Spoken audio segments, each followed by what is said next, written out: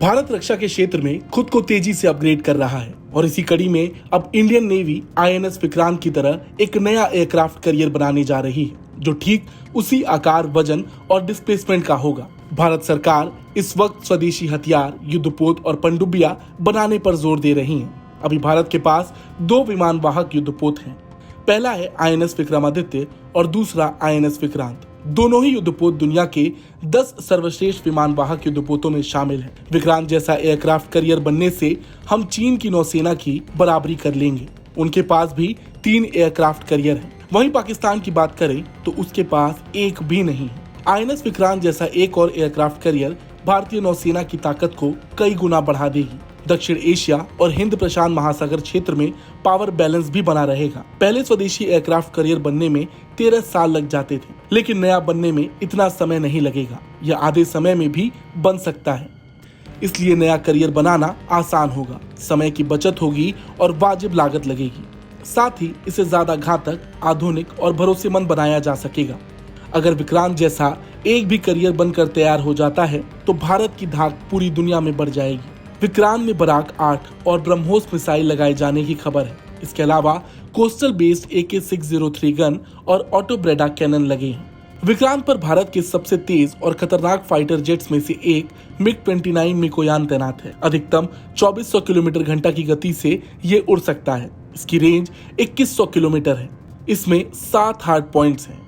MH-60R multi role helicopter भी तैनात है। इस पर 2 MK-46, MK-50 या MK-54S टॉर्पेडो लग सकते हैं। 4 से 8 AGM-114 हेलफायर मिसाइल भी लगाई जा सकती है। असल में यह एंटी सबमरीन हेलीकॉप्टर है।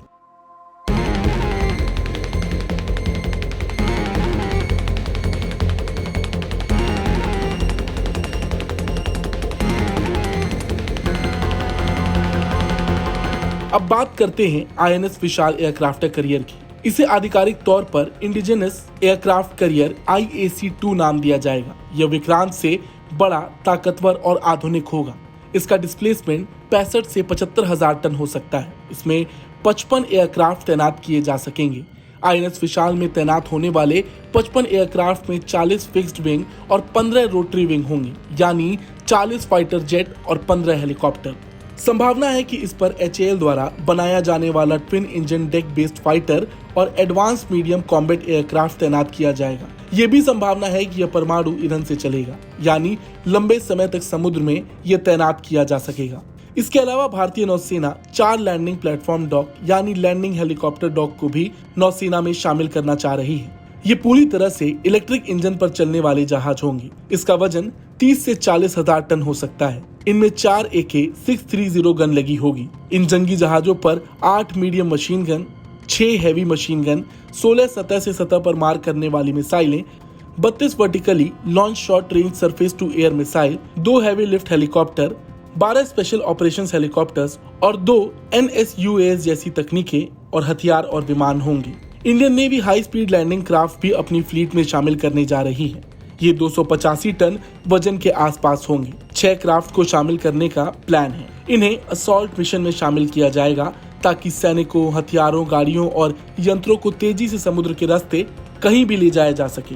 ये शांति से चलने वाले जहाज होते हैं। तो कुल मिलाकर भारत एक नई दिशा में काम कर रहा है। जिस रफ्तार से मेक इन इंडिया पर जोर दिया जा रहा है, भारत से आने वाले वक्त में कोई भी देश टकराने से पहले कई बार सोचेगा। ब्यूरो रिपोर्ट, भारत तक।